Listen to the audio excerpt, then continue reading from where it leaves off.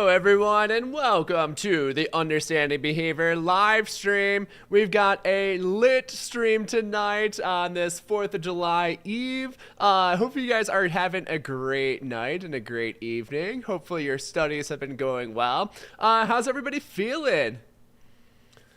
So we actually have a couple exciting things happening tonight. First off, we are going to give away the first Beast Slayer scholarships.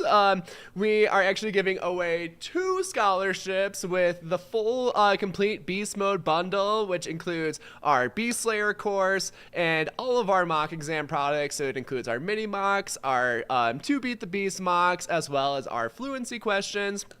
And in addition, we had another announcement about a special promotion that we've been secretly holding the past week, and we'll continue to hold throughout this weekend. So we're excited to announce that, and I'll fill you in on the details for that as well.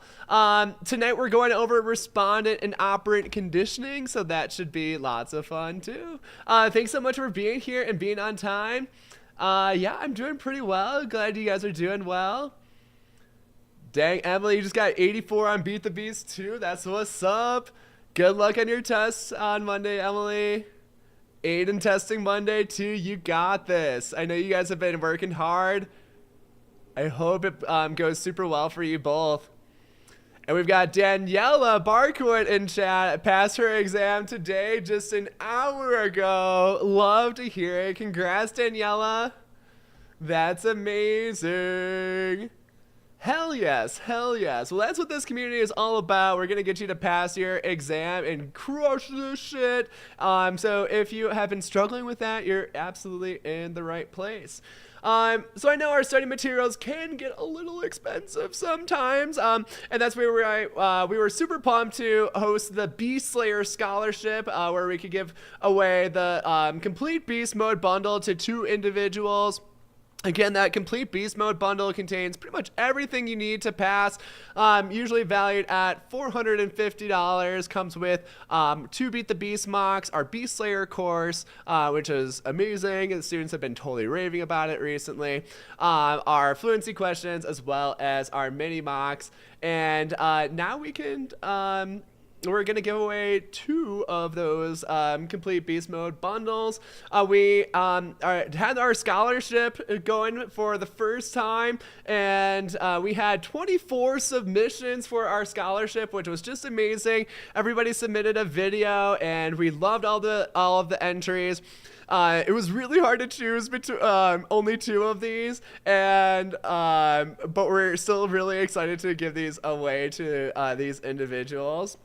So, we were only going to give away 1 of these, but we had a contingency in place that if we sold 10 courses during the submission window to when it closed, so when it started to close from Thursday to Tuesday, then we were going to give a second one away. So we are indeed met that goal. We're going to give away a second one tonight as well, which is really exciting. So I'm going to get a little drum roll, please, in chat.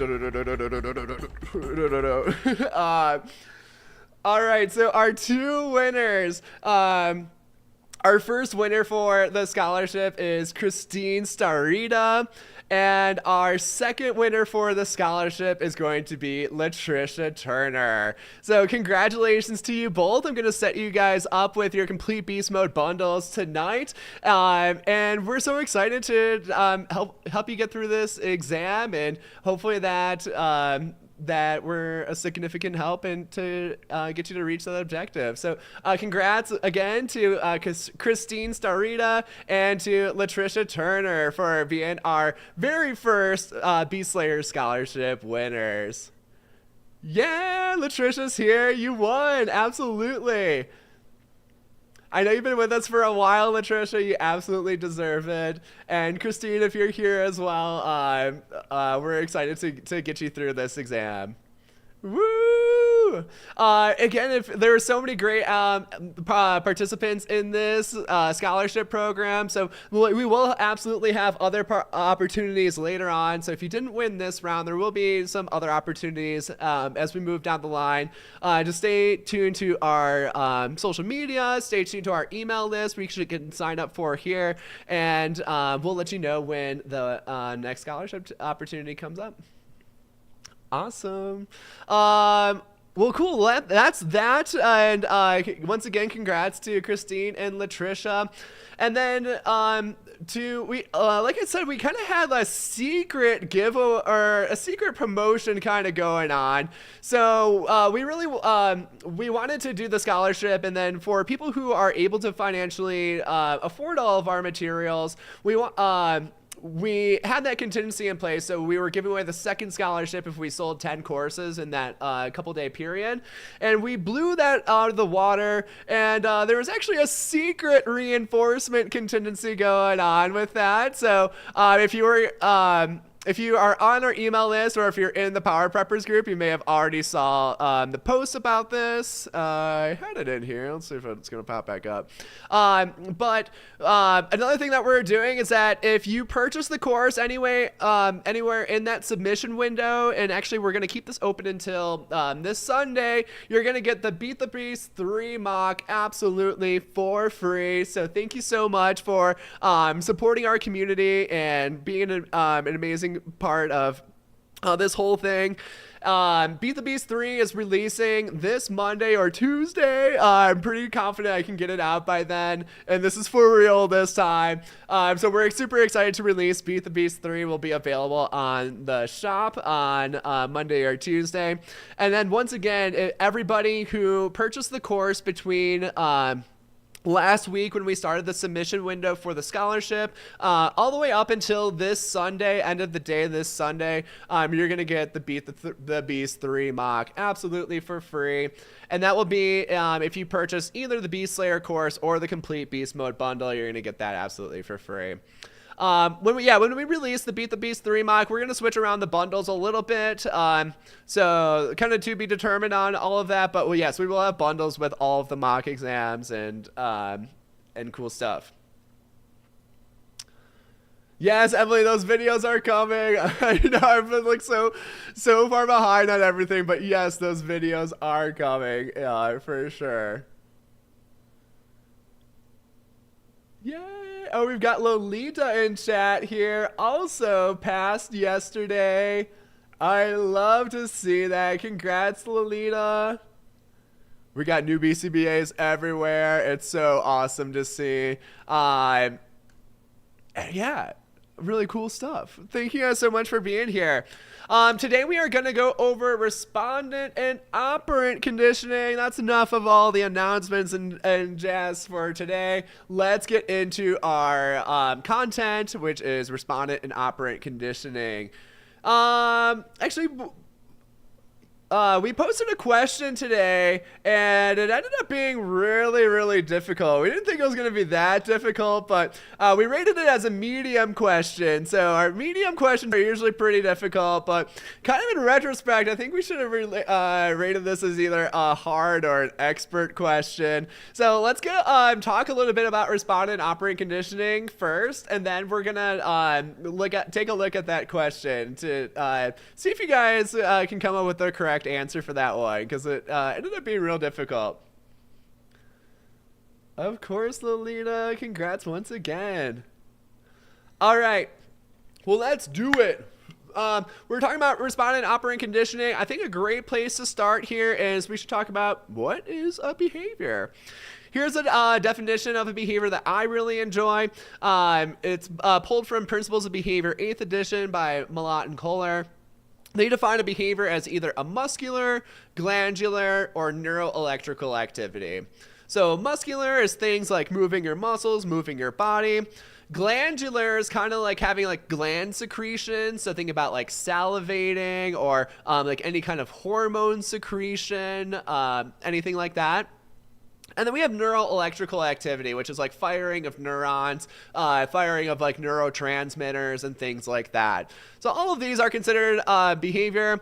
Some easier definitions are that behavior is an action of an organism, or you can frame it within the dead man test. It's anything a dead man can't do. So, dead man can't sweat, a dead man can't think, a dead man can't move his body. So, none of those things are behavior, but anything that a dead man can't do, or if a dead man can't do it, then it's probably going to be a behavior.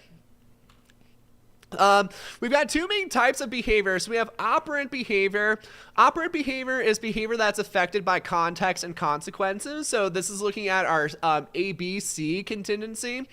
And operant behavior is controlled by the law of effect. The law of effect states that the effects of our actions, meaning the consequences of our actions, determine whether or not they will be repeated. So if something is sensitive to the consequences that it occurs, if it's going to be more or less likely depending on what happens as a result of a behavior, that's going to be considered an operant behavior. We can also think about operant behavior as voluntary behavior. Not like the best way to think about it, because if we get into like a super radical behavioral perspective, it's like, well, free will doesn't exist, so like what is a voluntary behavior? But for this circumstance, we're going to define a voluntary behavior as a behavior that if I told you that you could do to do it, like you could feasibly do it, or somebody could feasibly do it. So that's how we're going to define our voluntary behavior. Our next category of behaviors is reflexive behaviors. So reflexive behaviors occur automatically when a stimulus is presented. Usually operant behaviors are going to be more about the like muscular behaviors or like thinking behaviors. Any type of verbal behavior is an operant behavior. Where reflexive behavior is typically going to be more of those glandular and neuroelectrical behaviors. And this categorizes most of our involuntary behaviors. So we can think about involuntary behaviors in this context as something that if I told you to do it, like you just couldn't feasibly do it. So if I was just like, hey, like start salivating a bunch, like you just can't really do it. Or like, hey, raise your heart rate 40 BPM. And it's like, well, if you're just sitting here, you can't really do that behavior. So, but it is automatically occurring when a stimulus is presented. So if you're presented with something really scary, then you might have your heart rate increase. Or if you're presented with like really good smells, or if you start thinking about something that tastes really good, then you might start salivating. So you're exposed to some kind of stimulus that is causing that behavior. So operant behavior and reflexive behavior are the two categories of behavior, and all behaviors can fit under one of these categories. All right, now given that brief intro, let's go ahead and take a look at our question from today. And I know you guys like we haven't gone through everything for respond and operant conditioning yet, but let's start here with this question and see if we can nail down any of these components. So we've got a therapist pairs a soft chime with the delivery of a small food treat. Initially, the chime had no effect on the client's behavior. After multiple pairings, the client begins to look towards the source of the chime even when no food follows. What is orienting to the chime considered? So our first two answers here, A and B, these are related to operant behaviors. And then their second two answers here are related to our reflexive behaviors or respondent behaviors. So let's see, we just briefly reviewed the difference between operant and reflexive behaviors. Let's see if you can come up with the correct answer and maybe a rationale here. If you want to just go for operant or reflexive with a rationale, feel free to go for it. But if you want to answer the question fully, you can go for it as well. So here's a question, and again, let's look back at our chart. So thinking about like the behavior affected by context and consequences, or is it something that kind of like occurs automatically? So does it fit under that voluntary or involuntary category? What do you guys think?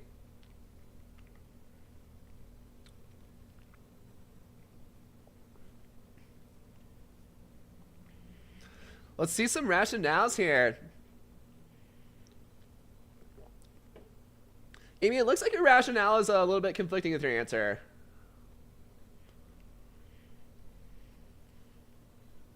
So again, these top two answers, these are related to operant behavior, and these bottom two answers are related to reflexive behavior or respondent conditioning.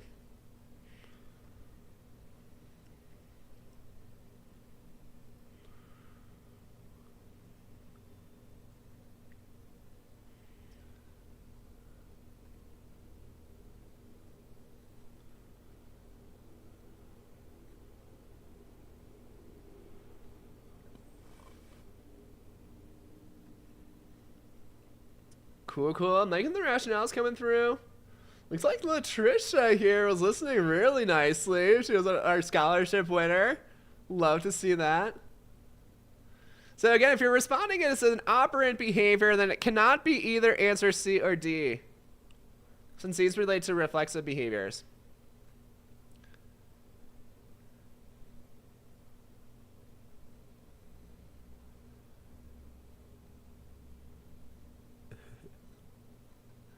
I see it, Emily. I see you. All right, so I actually don't have a tool to draw on here since I'm just on Facebook for this question. But the correct answer here is actually B. This one is a prompted behavior. It's not a conditioned response. So yeah, it looked like we had Latricia and Amy were kind of in that right direction. I think I saw one more. Yeah, Aiden was on the right track here too. Nice job. So yeah, this one is actually B. This is a prompted behavior. So remember, when we're looking at reflexive behaviors, these are more about our involuntary behaviors, but this behavior that we're looking at is looking towards the chime. So this would be a voluntary behavior. It's like if I told you to look at a chime, you'd be able to do it. So we would then eliminate our C and D as possible answers. Then it gets tricky about whether this is a discriminated behavior or a prompted behavior. So a discriminated behavior would be that we have a clear signal for reinforcement here, and then it occurs under an SD and not under an S delta if we're looking at reinforcement here. So this cannot be a discriminated behavior because it says that he looks towards the chime even when no food follows. So he's looking towards the chime even under an extinction condition, so this cannot be a discriminated behavior. The correct answer for this one is B, a prompted behavior. And the prompt that we're using here is actually a redundancy prompt. So it's a prompt that is often paired with reinforcement, but it does not always reinforce the behavior. So even though the behavior is not being reinforced in this situation, it did make the it did make the behavior more likely. It had that evocative effect on the behavior. So we would say B is correct here. This is a prompted behavior. So again, we labeled this as a medium question. We're usually pretty reluctant to go to this hard or expert level, but Crystal and I were talking earlier, maybe we should have gone hard or expert on this one, because this would be a really difficult question. Yeah, if this were to be a conditioned response, then the behavior would have to be a reflexive behavior. So it would have to be a behavior that occurs automatically when a stimulus is presented. And we would see more of that involuntary category. And again, going back to our definition, this would not be a muscular behavior. It would probably be either a glandular or a neural electrical activity. So if we said that for this question, if he was salivating instead of looking towards the chime, then that would make this a conditioned response. But since we are looking at an operant behavior, then C and D were not possible options here. Tricky stuff here. Yeah, Emily, right on track. So since it says that the behavior is orienting towards the chime, this would make this an operant behavior, fit more of that voluntary category, and something that's affected by context and consequences as opposed to our reflexive behaviors. And yeah, we have a question here. Is a conditioned response always respondent? Yes. If it's a conditioned response or unconditioned response, this is always related to reflexive behavior, which is related to respondent conditioning. So yeah, super hard one. Again, in retrospect, I think we probably couldn't have even deserved the expert mark on this one. We had not very many people get this correct, but now you guys know the answer and how to differentiate between. So yeah, it looks like we stumped pretty much everyone. So in retrospect, I wish we would have made this one an expert question. But yeah, very tricky stuff. It took a lot of knowledge to get there. If you didn't get that one, that's okay, because we're talking about respondent operant conditioning today, and let's go get it down. All right, so getting into our topic a little bit more, let's talk about this word conditioning. So a lot of people think like, hey, operant conditioning, operant behavior is like learned behavior, and respondent or reflexive behavior is unlearned behavior. And that's incorrect. So when we use this word conditioning, conditioning means learning. So if we have respondent conditioning, that means that learning is actually taking place. So both operant and respondent behavior can be learned behavior. When we have stimuli are conditioned through pairing with other stimuli. So we see unconditioned stimuli and conditioned stimuli with our respondent conditioning. Who knows, like what kind of stimuli are paired in operant conditioning? So there's operant pairing as well. Who knows? Let's talk about what is the result of operant pairing when we're pairing two stimuli together. There's a couple different answers here, but again, the question is, what is the result of an operant pairing procedure when we pair two stimuli together?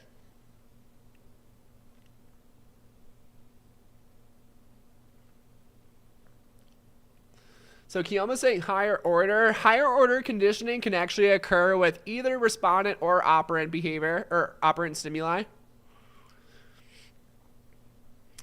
Yeah, so higher order conditioning is kind of like when we just have like an extra link in the conditioning process. So if we have if we were looking at like Pavlov's example where we have like a bell is paired with meat, then we would have like a buzz is paired with the bell, and now the buzz has the listening power. So higher order conditioning can occur with either operant or respondent behavior. We have like a lot of people are saying like the procedures, the stimulus pairing or pairing stimuli. But what is the result? The question is, what is the result of operant pairing procedures? So that's what we really want to focus on for this question. What is the result of an operant pairing procedure? I'll start a sentence for you. It turns a neutral stimulus into a blank blank. It's a two-word term. Not a conditioned response. Again, we're working with stimuli, not responses here. Not a conditioned stimulus. Conditioned stimulus is going to be a respondent term. So not a conditioned stimulus, not an unconditioned stimulus. Darla 79 is great.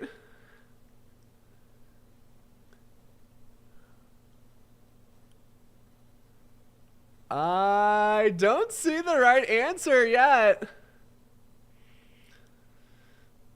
Ooh, Trisha's getting close. Aha! All right, Lisa Hill gets some cool points here. The answer would be a conditioned reinforcer. So when we have for operant, this turns an NS is paired with a reinforcer. And what it does is it creates a conditioned reinforcer. This can also create a conditioned punisher. So if we paired a neutral stimulus with a punisher, this can give us a conditioned punisher. So either of those answers were what I was looking for. It's either creates a conditioned reinforcer or a conditioned punisher. And then we also have generalized conditioned reinforcers or generalized conditioned punishers. Those are the results of operant pairing as well. So shout out to Lisa Hill. Nice. Learned that last night from Crystal. Extra cool points for attending last night's group and learning what you need to know. And yeah, if you weren't familiar with these, we do go over these in Beast Slayer, so it might be a good thing to brush up on. But extra cool points to Lisa. So stimuli are again conditioned through pairing with other stimuli. And then behaviors are conditioned through consequences and contexts that are associated with them. So in respondent conditioning, like, we don't really condition the behaviors, we condition the stimuli that elicit behaviors.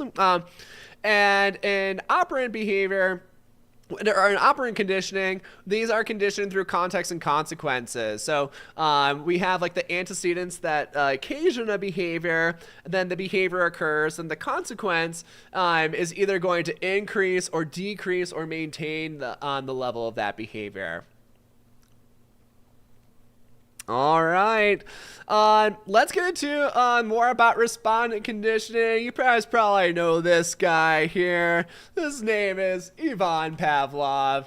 So Pavlov, he was actually not a psychologist at all. Like, he was around during like Sigmund Freud's time, but he actually wasn't a psychologist at all. He was somebody who was studying digestion. So he was doing his digestion study with his famous dogs. And he noticed kind of an interesting phenomenon. So he was bringing in food for the dogs and measuring how much they were salivating. So like literally just like collecting how much spit they were creating. And he was presenting food for them. So whenever he presented the food, he also rang the bell before he would present the food. And what he noticed is that the dogs were salivating when he rang the bell alone, and like before he even presented the food. And he was like, that's kind of weird. That's really interesting. I'm going to just like, fuck my study. I'm going to go study this instead. And it was really cool. Like, researchers had the flexibility to do that back then. Just like, yeah, totally different realm of science, but fuck that. We're going to go do this instead. So he dropped his study and just investigated this phenomenon because he's like, yeah, this is really interesting. And this brings me back to one of my favorite Skinner quotes, which is, when you stumble upon something interesting, stop everything and study it. Great B.F. Skinner quote. And Pavlov was totally embracing that. I think this was before Skinner even said that. So maybe Pavlov inspired Skinner for this quote. But either way, great quote and great philosophy in life. Yeah, and Pavlov did just that. That's right, Aiden. All right, so let's go ahead. We're gonna look at Pavlov's example with respondent conditioning, or we're gonna talk about some terms first, and then we'll get into Pavlov's example for respondent conditioning. So again, respondent conditioning is only working with these reflexive behaviors and stimuli that elicit them. When we are looking at respondent conditioning, we always want to use this word elicits. And when we're looking at operant conditioning, we're going to use the word evokes. So you can't use elicits for operant conditioning. We're only going to use it for respondent conditioning. So keep that in mind as well. We've got a few different terms, so we're going to start off with our neutral stimulus. This is a stimulus that has no eliciting power over behavior. So when it's presented, like, organism doesn't really do anything. An unconditioned stimulus, this is a stimulus that elicits an unconditioned response. So when the organism is presented with this stimulus, they're going to engage in one of those glandular or neural electrical behaviors automatically and immediately. Unconditioned response is a response elicited by the unconditioned stimulus. So definitions kind of link there. Then we have a conditioned stimulus. A lot of people were talking about this for operant behavior, but whenever you see this word conditioned stimulus, this always relates to respondent conditioning. This is a stimulus that elicits a conditioned response due to pairing with an unconditioned stimulus. And then lastly, we have a conditioned response, which is a response that is elicited by the conditioned stimulus. Once again, whenever we're talking about respondent conditioning or reflexive behaviors, we always want to use this word elicit. And essentially what it means is that it causes the response to occur. And again, only works with respondent stimuli. So you guys are pretty familiar with Pavlov. What we're going to do is we're going to go line by line here. We've got a word bank of 3 different things. We've got the bell, meat powder, and salivation. And all of these boxes are going to be filled in by one of these terms. We're going to take it line by line and see if you guys can nail it. So our first line is that our US elicits the UR. What are we going to fill in these blanks? And when you're posting your answer, I want you to write this whole sentence here. So blank elicits blank. And fill in the blanks for that and connect it with the word elicits. Let's see what you got in chat.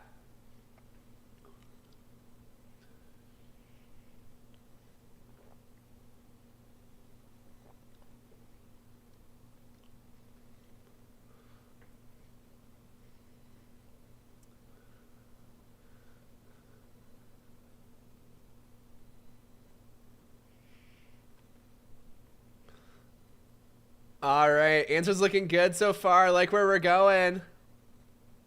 Yeah, Aiden, Amy, Emily, Alexa. We've got our regulars here. Amanda, good to see ya.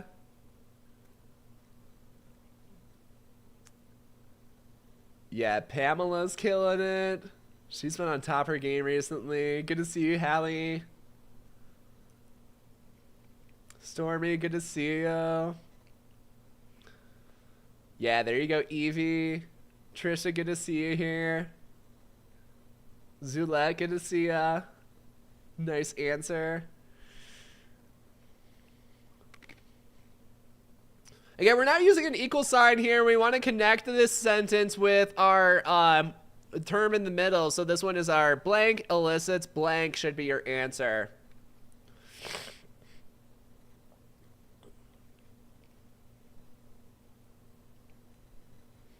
All right, looking pretty good here. Nice job.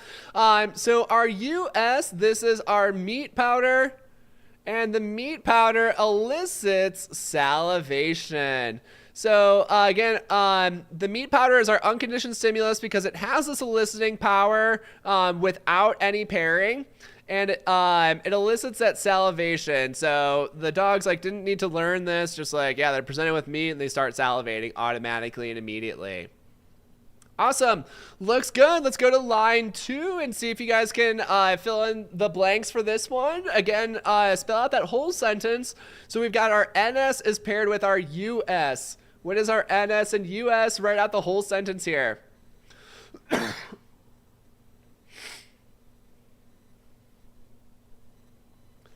Yeah, answer's looking good so far. Nice job, Coral.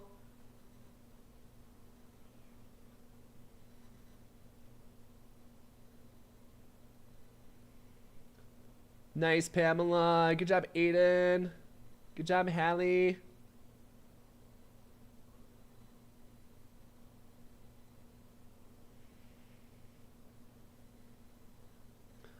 Yeah, I wonder what kind of meat it was. Emily thinks it's chicken. I always pictured it as beef, beef powder. You know, they have beef jerky that's super grounded up into a powder. It's how to get kids into dip. I don't know. I don't know. I just always pictured it as beef. Emily thinks it's chicken. I don't think we'll ever know.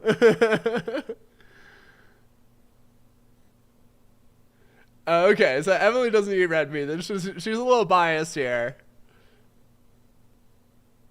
I do love me some chicken.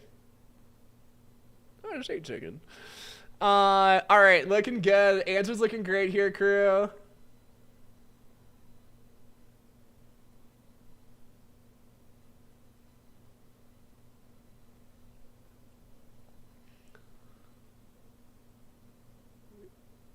Cool, Honorine, that looks great. Yeah, I know, meat powder, not the most appetizing. I used to carry around one of those beef jerky powders. I remember in 4th grade, I used to carry those around. Give me the beef. All right, anyway, you guys did great on this one. Our bell is our neutral stimulus, so this doesn't have any eliciting power yet. And then it's paired with our meat powder. through this conditioning process. Cool. So we have the bell is paired with the meat powder, and that gets us to our next line where the bell will just carry down that neutral stimulus, becomes our conditioned stimulus. So, and if we're to fill this in, like, it's still bell.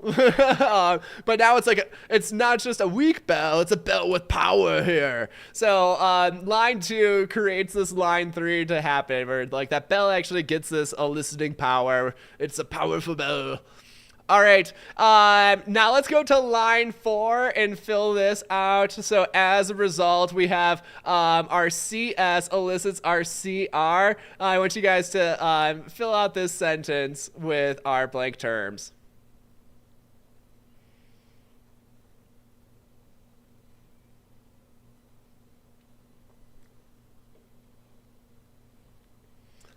Good. Yeah, these are looking great here, crew. We've got some Pavlovian experts here. If you use that word elicits, extra cool points in your answer.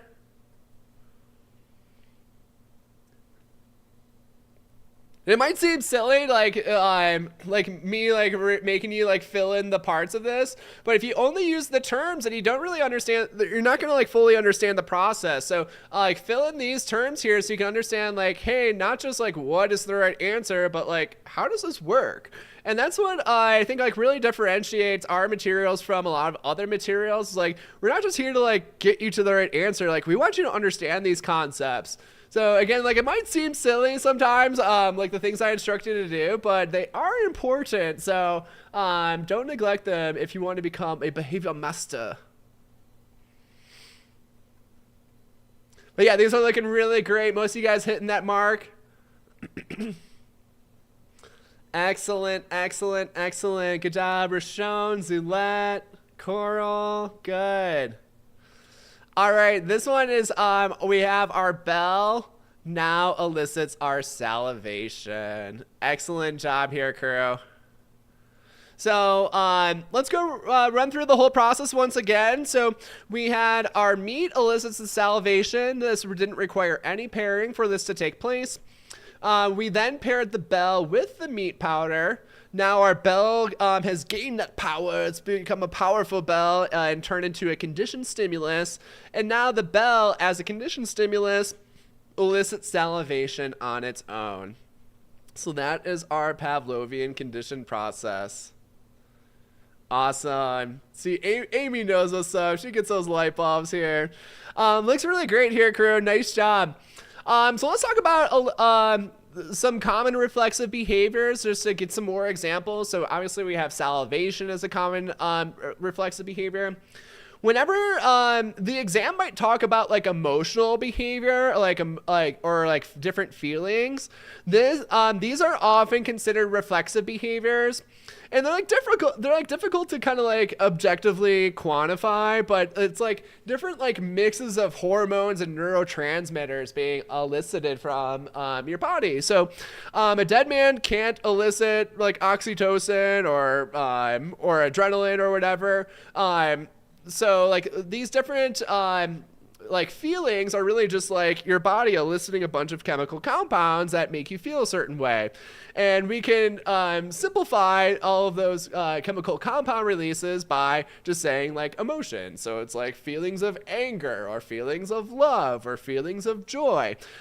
These are all considered reflexive behaviors, but just kind of like note, like when you get really nitty gritty down to it, that behavior is literally just like producing a certain chemical concoction that makes you feel that way. So any kind of emotional responses or feelings, these are respondent behaviors. Yeah, again, here's some examples: feelings of joy, feelings of anxiety, feelings of like intensity or anger. All of those are reflexive behaviors. Another really common one, you may see this on the exam, is called the activation syndrome. So the activation syndrome, just to think about it in an easy, relatable way, think about it as like the fight or flight response. So this is a combination of behaviors, including increased heart rate, adrenaline secretion, sweating, and a few other things all at the same time. So this is a very common reflexive behavior, and usually like this has to do with like feelings of anxiety, or again like feelings of like you're in danger, so either fight or flight. We have a question here in chat. We've got weird question, but is that why doing math versus doing English is different response or response classes? So those are both be considered operant behaviors. So yeah, I don't think that would really fall under like the respondent conditioning category at all. And yeah, Honorine, just to confirm that, yes, respondent conditioning, we're going to use that word elicits. Operant conditioning, we'll use the word evokes. Absolutely. Cool stuff here. So again, these are common reflexive behaviors. Really think about like these emotional behaviors or like this activation syndrome are the ones that you're most commonly going to see and could see on the BCBA exam. All right, so now that we've nailed down our respondent conditioning with Pavlov, which you know you guys have heard of Pavlov and his dogs before, let's look at a different situation. So this might relate to something that maybe you've experienced or seen others experience, which is social anxiety. We've got a similar word bank towards like we had for Pavlov. So we have social situations, rejection or awkward situations, and then we have the activation syndrome. So again, that activation syndrome is going to refer to like that fight or flight response. So think about it. Humans are wired to be very social beings. So when we feel rejection, this is something that can elicit that activation syndrome even before any conditioning has taken place. So we're again, take this one line by line, and I want you to use these terms to fill in all of the blank spots. We got our first line here. We've got our US elicits our UR. What are you gonna replace? Or let's see you spell out that first line with the correct terms.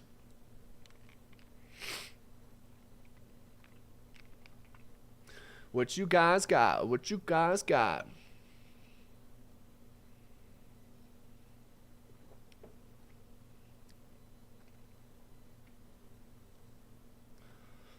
Yeah, so Darla, thinking is an operant behavior.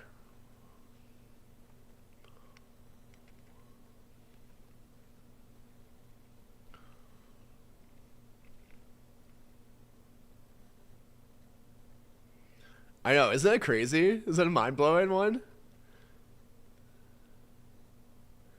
How come I didn't think that? Well, it's just because you haven't been experienced the right context and consequences to think that. But here you are now. Again, like the super radical behaviors, like there's no free will. Like even your thoughts are like controlled by your environment, or at least like the roots of your thoughts are controlled by the environment.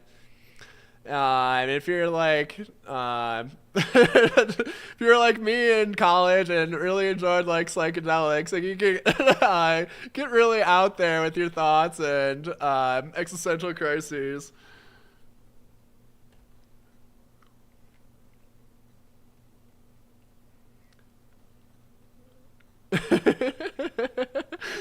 Yeah, Darla, there is no free will. It's an illusion. But it's a good illusion at least. All right, answer's looking really good on this one.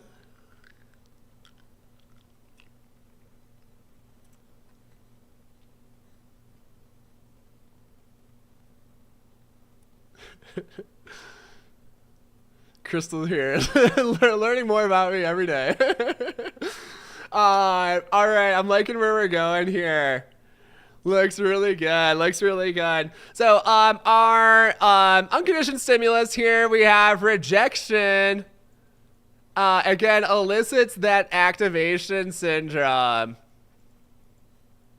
So this is something that occurs without any pairing. Again, humans are hardwired to be very social beings, and being rejected by like your social community. Let's think even a like an infant, like if a mother is rejecting that infant is going to start to feel fear in this activation syndrome. So this is something that we're hardwired to experience, and Yeah, it's something natural in our biology is that rejection is going to elicit this fear response.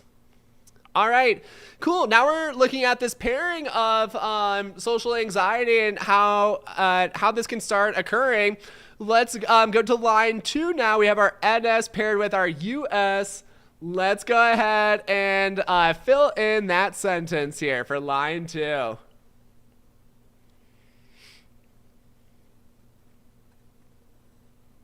Good. Yeah, Pamela is on it here.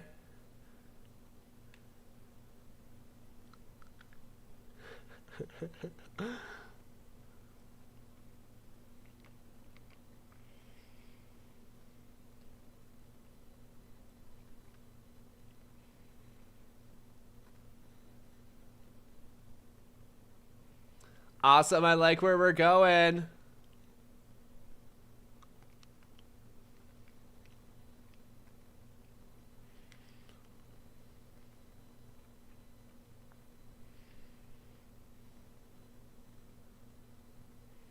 Good. Yeah, nice, Hallie. Good job, Kelly.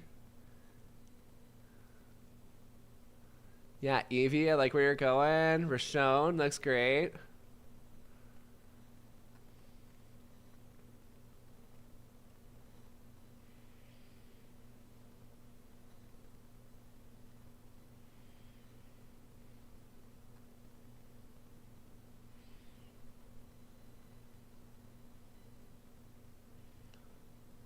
Good. Nice, Ariel. Good job, Jennifer. Awesome. Looks great here, crew. So in this one, our social situations are going to be the neutral stimulus. And these are paired with rejection. We're carrying over that unconditioned stimulus from our first line. So now social situations are paired with our rejection. Now these social situations become powerful. They become a conditioned stimulus, and it's going to elicit a similar response as our unconditioned stimulus. So let's go over to line 4 now and have you guys fill this one out. We've got our CS elicits our CR. What do we got here?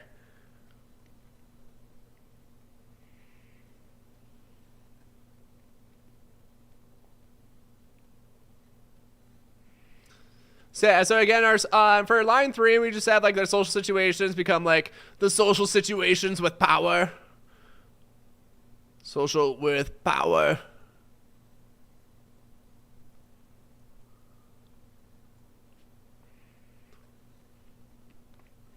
Now we're solving for line 4. Good. I'm liking the answers coming through. Good job, Pamela. Yeah, Honorine, that looks great.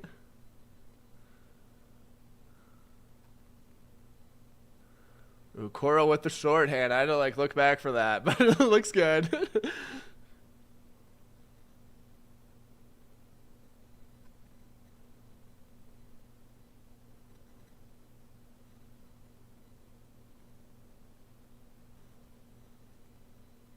I think it's MagDL. That looks really good.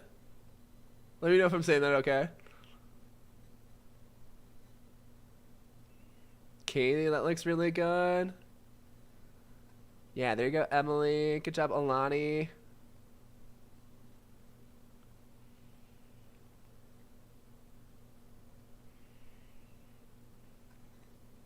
Good, nice job, Sal.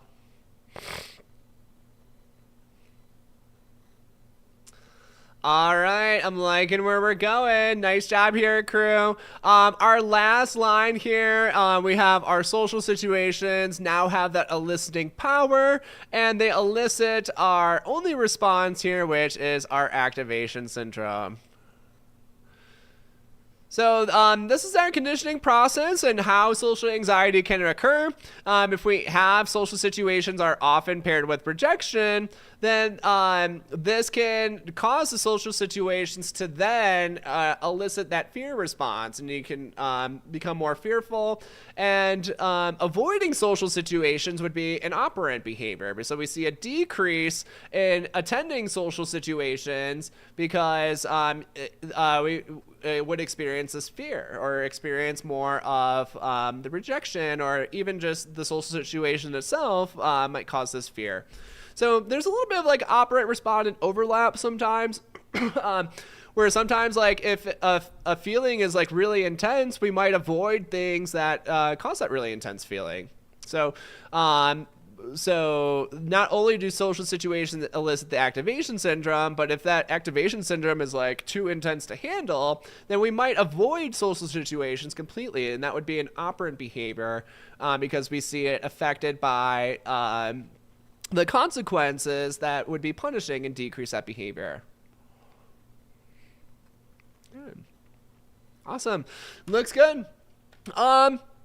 Let's talk about a couple other terms related to respondent conditioning. The first one we're going to talk about is respondent extinction. So think about respondent extinction is essentially unpairing respondent respondent stimuli. So definition, or the process here, is that we repeatedly present the CS without the US, which causes the CS to lose its eliciting power. So if we go back to Pavlov's example, does this mean we're going to repeatedly present the bell without the food? Or does this mean that we're going to repeatedly present the food without the bell? Let's see that in chat. So you got our definition for respondent extinction here. If we're doing this for Pavlov, does this mean that we're repeatedly presenting the bell without the food?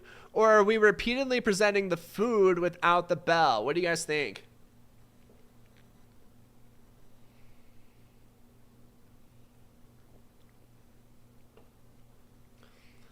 Nice, you guys are right on track here.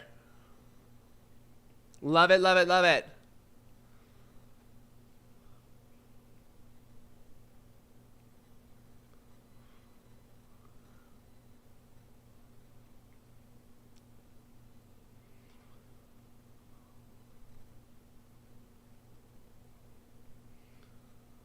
Good, you guys are killing this one. Awesome, awesome, awesome. Nice. Amy's even got some rationale there with her answer. Good job, Amy Khan.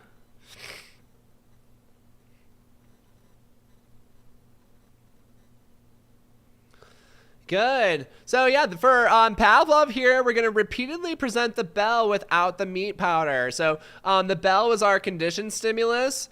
And if we stop pairing the bell with the meat powder, now the bell is not going to elicit salivation anymore. So again, this is that unpairing procedure. So we repeatedly present the conditioned stimulus without the unconditioned stimulus, and then we're no longer going to have that conditioned stimulus have its eliciting power.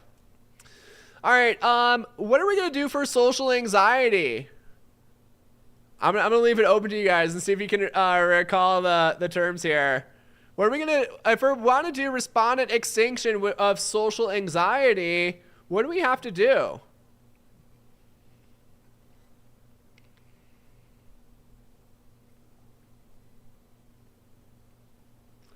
Ooh, a little bit trickier now. A little bit less familiar. Who's got it?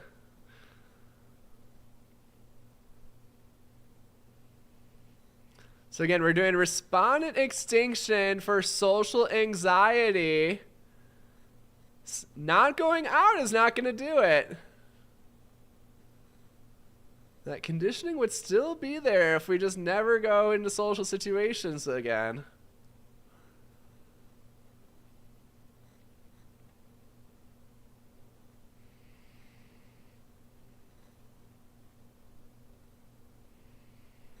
Tricky, tricky.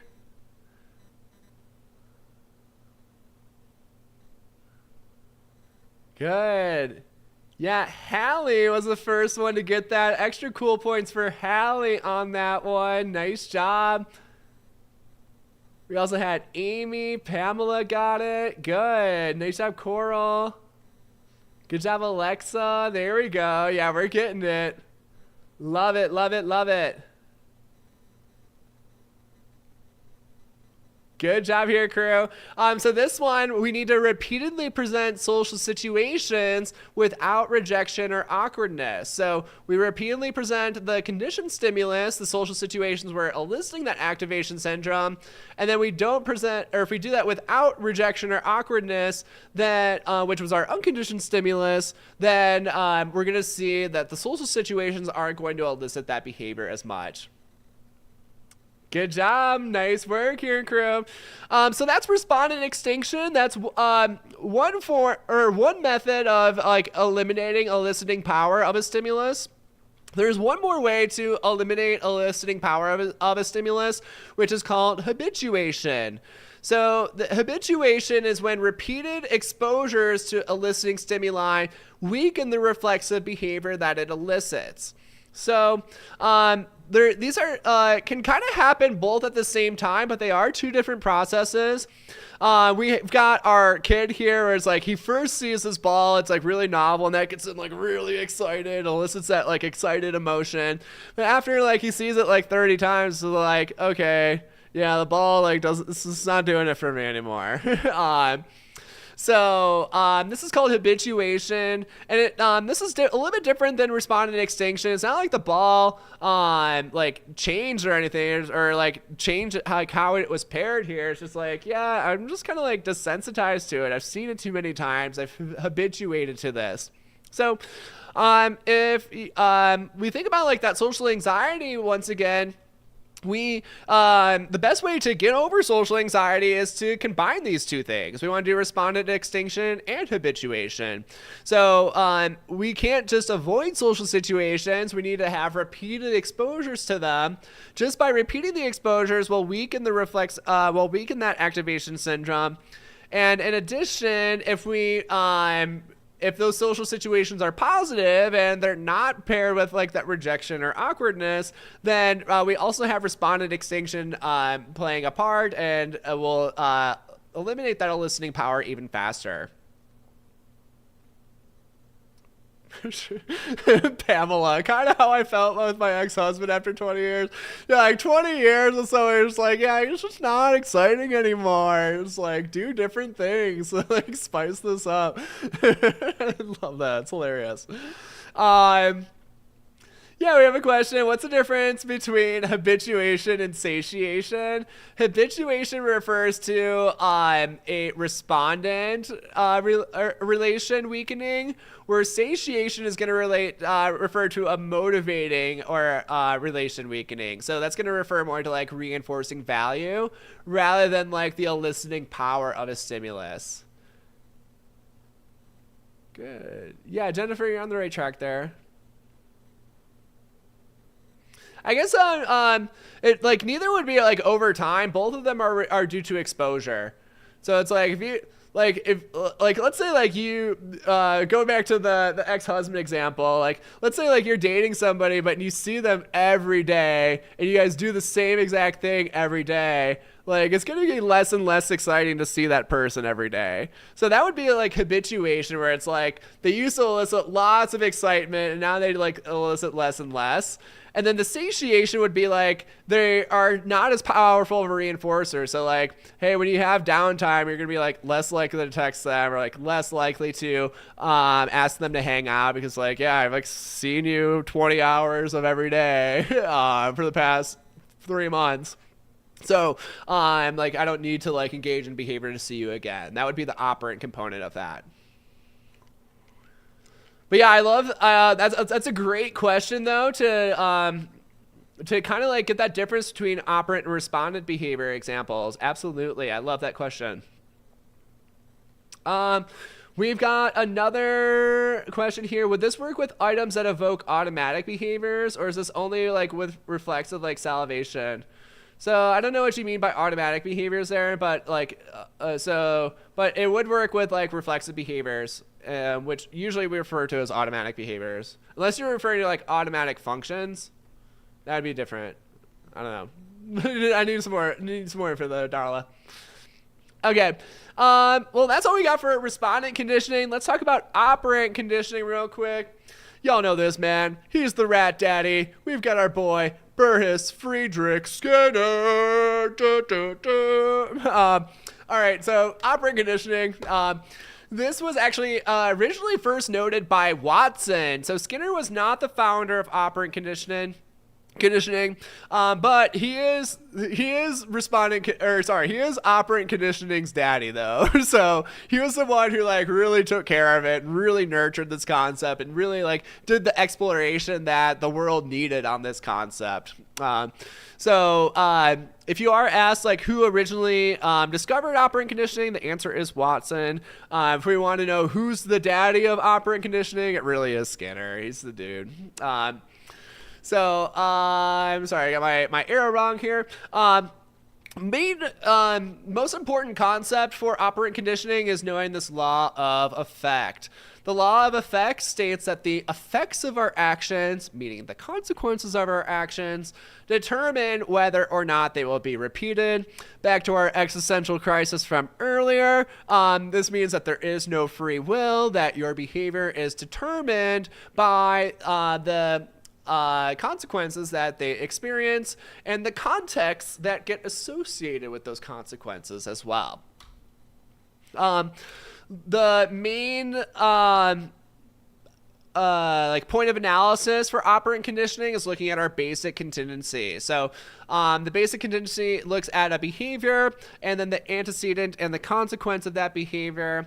And these consequences and antecedents control all of our non-reflexive behavior. So if it's not one of the, those involuntary behaviors, then the consequences very likely affect those behaviors.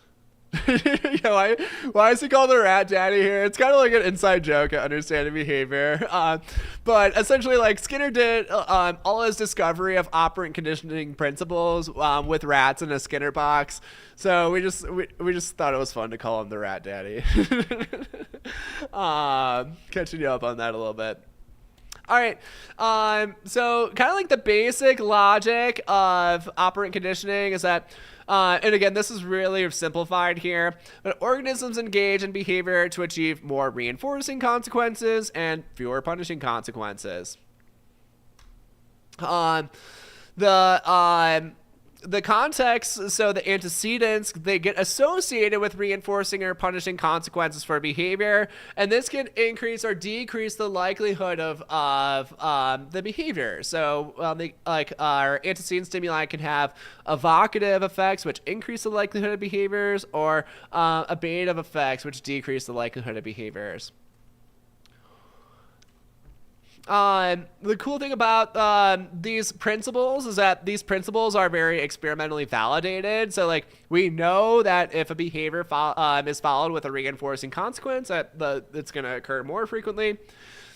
And we know that if it follows with a punishing consequence, it's going to occur less frequently.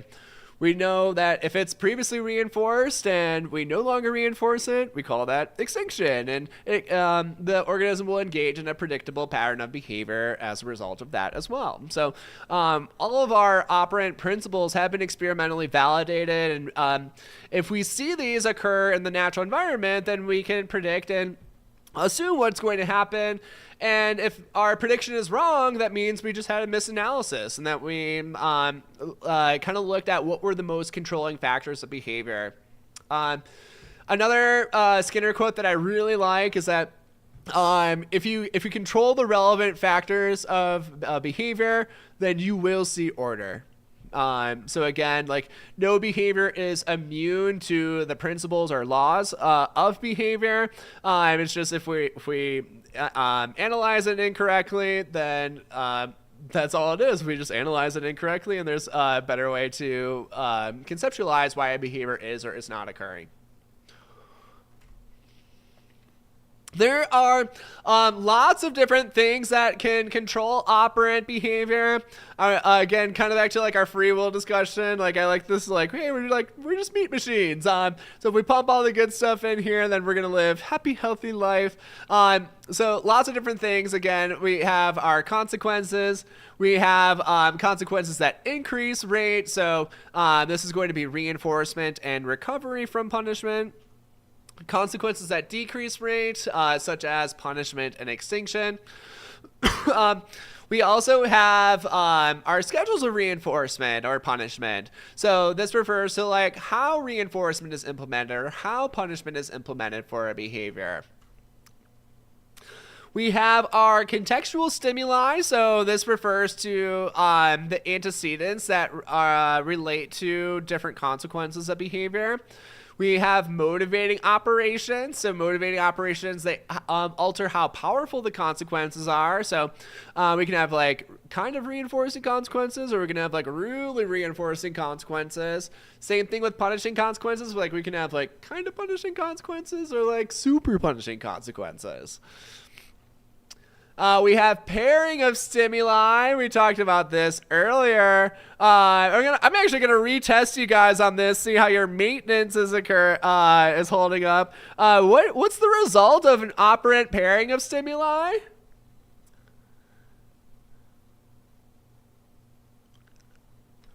Again, this is a refresh from earlier. We're doing a maintenance check. What is the result of operant pairing of stimuli? All right, now we're on it. There we go.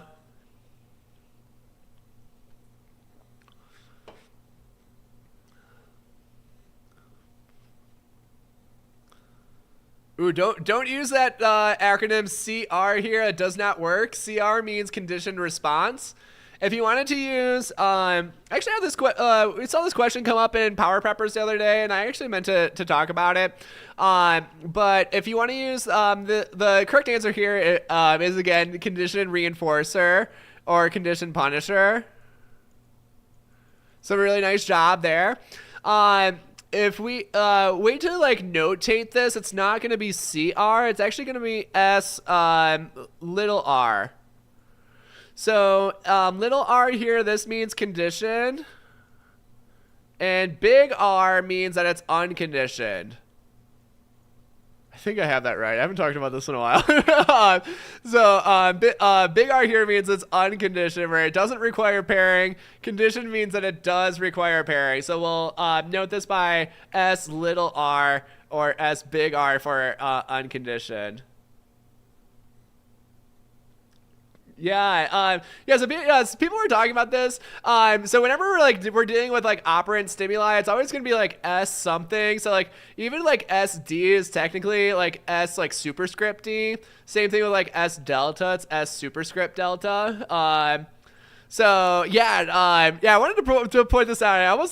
I wanted to comment it on Power Preppers and I got like distracted. Yeah, this is the way to notate that. And the little r is going to be conditioned. The big R is going to be unconditioned. We can also do the same thing for punisher. So little p is going to be our conditioned, and big P is going to be our unconditioned. So yeah, cool thing. If you want to get your notation right, that's how you do it. Should you study those for the exam? I mean, like, you should know what they are. I don't think like these could pop up. Yeah, I mean, they could pop up. I would know it. I think it's worth knowing.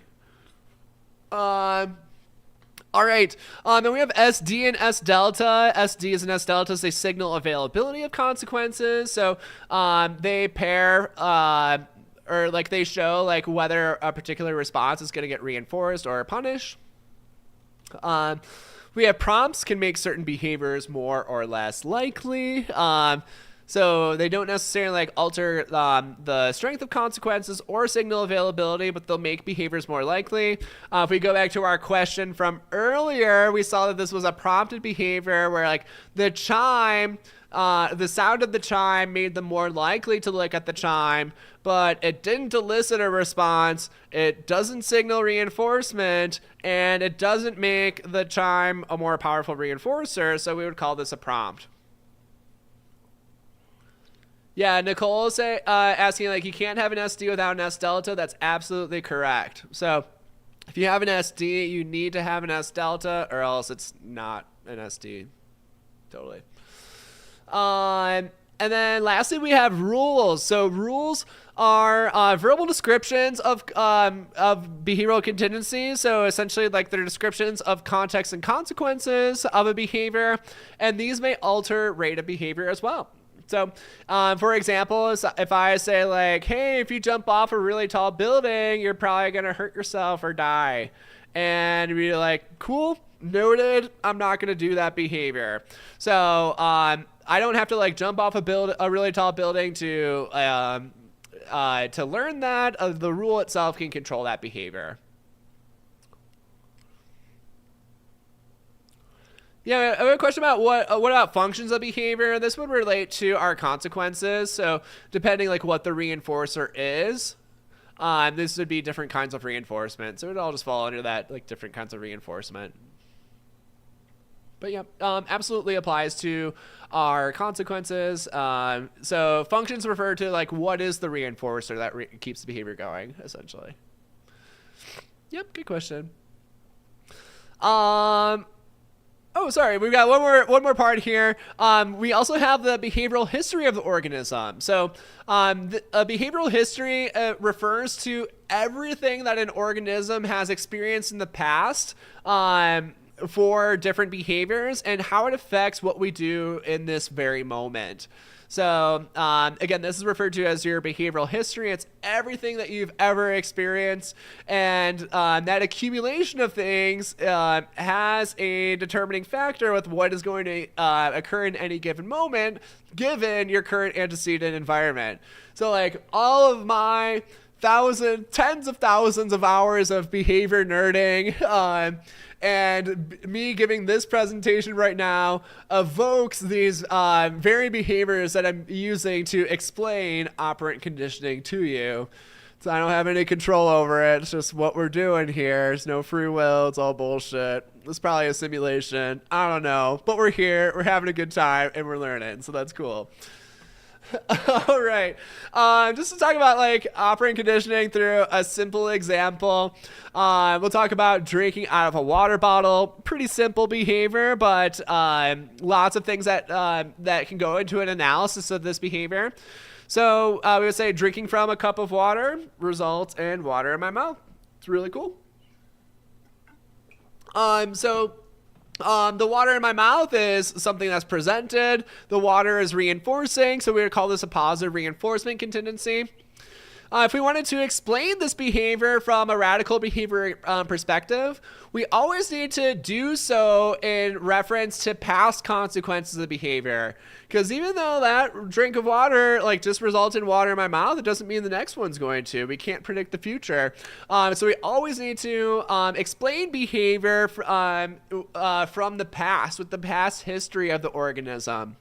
So the proper explanation for why I drank out of the water bottle is because Nick drinks from his cup because it has resulted in water in the past. So it would be incorrect to say Nick drinks to get water. That is incorrect. That's predicting the future. We say Nick drinks from his cup because it has resulted in water in the past. So past consequences control future behavior. Back to that law of effect definition.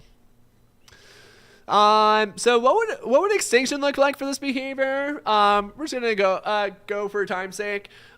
Drinking from the cup would not result in water. So the reinforcer is not provided for this behavior. It's not that I don't have a water bottle, because if I don't have a water bottle, then I can't drink from the water bottle. But so it has to be that drinking from the cup does not result in water. Respondent conditioning, probably not related to this example at all, unless it's like I'm like dying of thirst and I see my water bottle and I get like really excited. Maybe that would be a respondent behavior. But we're looking at operant conditioning right now, so let's continue to look at that. So the extinction of this behavior, if I drink from the cup and it doesn't result in water, this would cause drinking from the cup to decrease, but it would only do so when there's the proper stimulus that is associated with that contingency. So this would be when the cup is empty. This would mean that the cup is empty would become an S delta.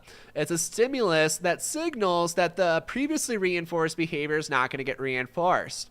So it signals that I'm not going to receive that reinforcing taste of water when I engage in this behavior. This process would be called discrimination training. So experiencing an SD and an S delta that signal opposite contingencies for a behavior. We can also look at the motivating factors revolving around this. So I would be more likely to drink water if I haven't drank water in a while. So that would increase the value of water in my mouth if I haven't had water in a long time. Here's what that diagram would look like. So again, we took like the simplest behavior ever, and like our analysis got like pretty complex. So let's look at this contingency real quick. We've got our antecedent, no water, drink from the bottle, and then we have water. This only occurs when there's water in the bottle. So our water is our SD.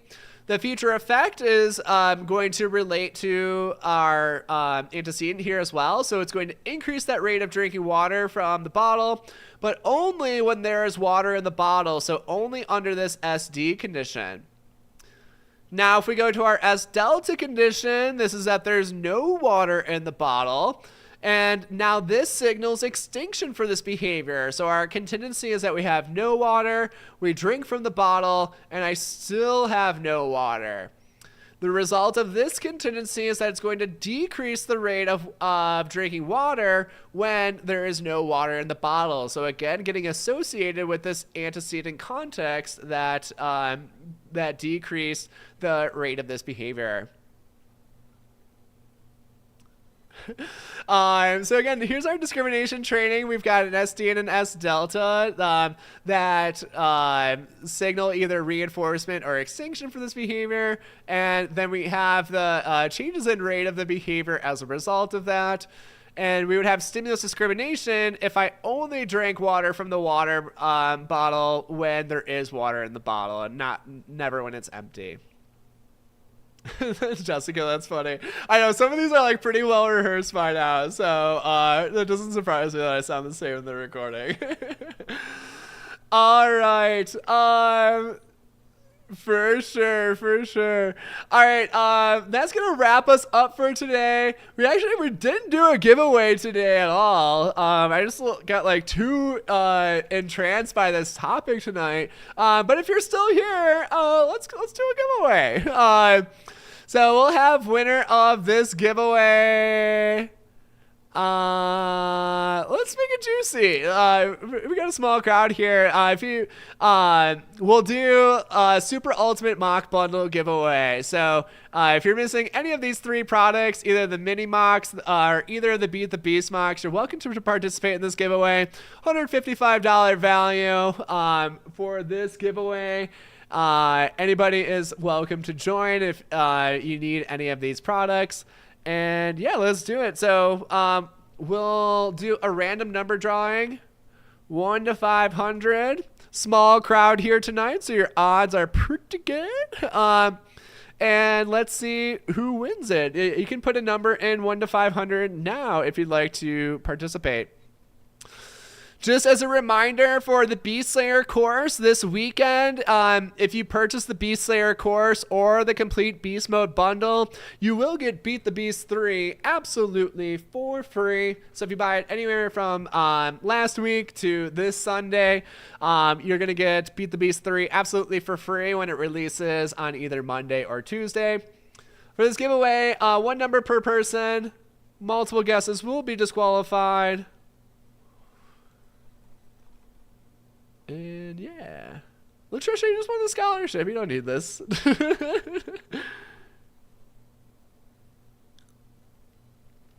No, Aiden, you should take it anyway just for funsies. But hopefully you don't need it.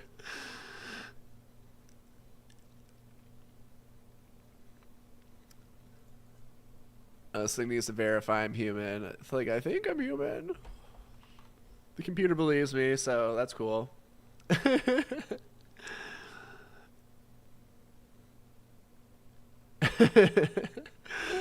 All right. We'll give you guys another 10-15 seconds. Let's get those guesses in here. Who's gonna win it tonight? All right, so if Latricia wins, then we take the next closest.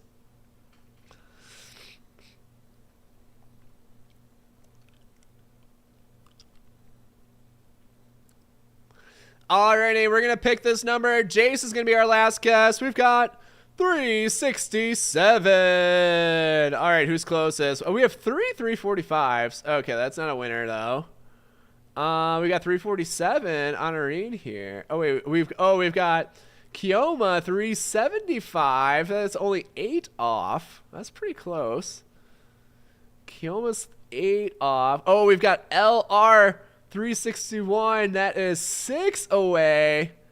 LR might be our winner tonight.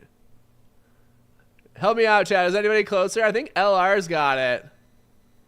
Yeah, all right. LR knows it too. Looks like you're getting confirmed in chat here. Awesome.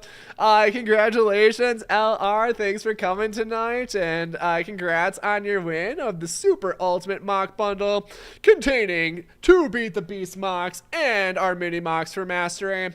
To claim your prize, just send me an email at understandingbehaviorofficial@gmail.com. Thanks so much for coming tonight, everyone. It was kind of cool to have a little bit intimate group. I know it's the eve of a holiday, so I hope you guys have a great 4th of July tomorrow if you're celebrating in America. Congrats to our 2 scholarship winners once again, Latricia Turner and Christine Starita. And yeah, congrats to everybody, and thanks so much for hanging out tonight and making this a fun session. Hopefully I didn't get too scary with my existential thoughts and and philosophies, but you know, I mean, it's not the worst even if it happens. Anyway, have a great weekend, have a great 4th. Beat the Beast 3 is coming on Monday or Tuesday. Oh yeah, Christine's here now. Christine, you won. Yeah, Christine, you won the scholarship. Congratulations. I'm about to set you up with all of that jazz right now. I'm glad you're here. That's so funny. Christine shows up last second here. I don't know how long you've been here, but yeah, you won. Congratulations. If you didn't win the scholarship, again, we'll be doing some more of these scholarship giveaways in the next couple months, so keep your eye out for that. Yeah, congratulations to our 2 winners. Again, we had Christine Starita and Latricia won the scholarship. Yeah, just to recap the announcement from earlier, if you bought the Beat the Beast 3 anytime since we announced the scholarship since last week, or sorry, if you bought Beast Slayer course or the complete Beast Mode bundle anytime since we announced the scholarship last Thursday, you're going to get Beat the Beast 3 absolutely for free when it comes out on Monday or Tuesday. And yeah, the Beat the Beast 3 will be the same as all the other ones. It's gonna be $50. You can take 2 attempts for 85. But yeah, all that good stuff. It's gonna be great. It's coming out really great. I'm excited for you guys to take it. Hopefully it's difficult enough. I always worry about it, like, is this hard enough? But I think it's gonna be great. You guys are gonna love it. Have a great weekend, everyone, and I'll see you at next week's. And I've been saying this for like a month straight, but I think we're doing measurement next week, so I'm hoping to catch you at that one. All right, laters, bye.